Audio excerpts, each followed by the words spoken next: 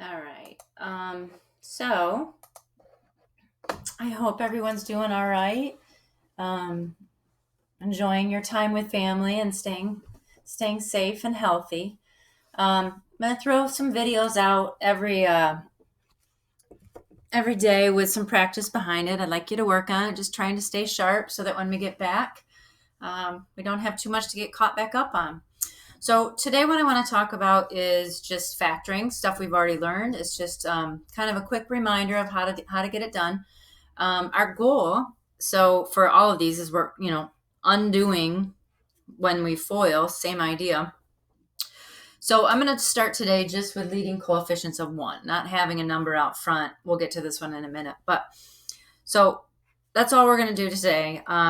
Basically, what you're looking for, this is your last term when you FOIL, and this is your first term when you FOIL. And then this inside term here is when you multiply the opposites and the insides and adds.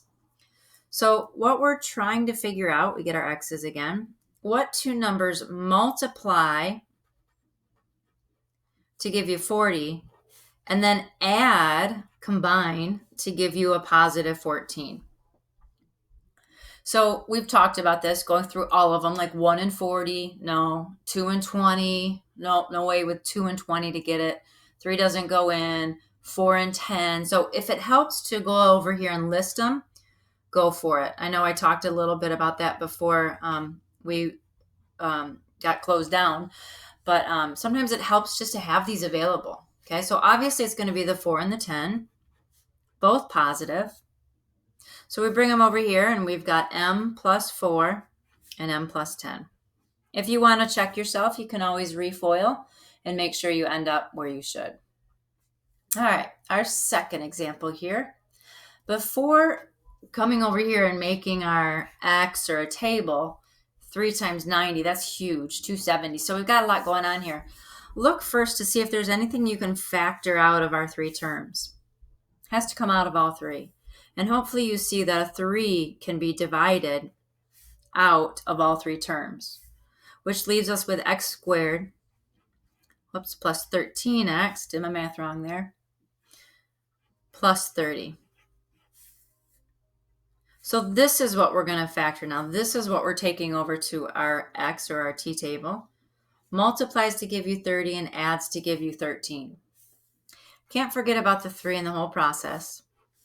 It's still part of our problem. Going through everything again, 1 and 30, 2 and 15. 2 and 15. 15 minus 2 is 13, but our signs would have to be opposite. 3 and 10, that's it. So coming over here, it's going to be x plus 3 and x plus 10. We also talked before the end about Lizzie, and I don't know if you remember the Lizzie method, but in this example here, our leading coefficient is 1.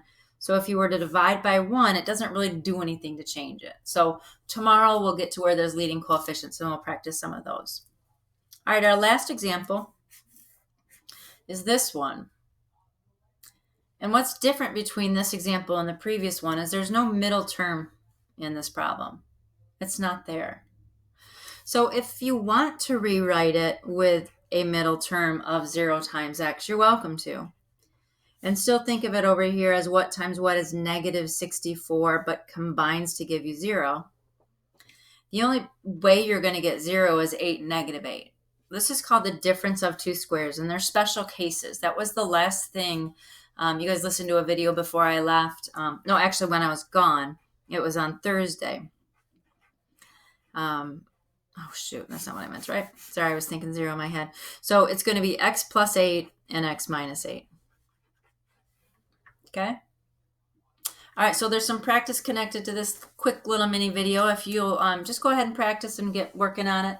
I plan on a Zoom meeting soon, so I will get back with you.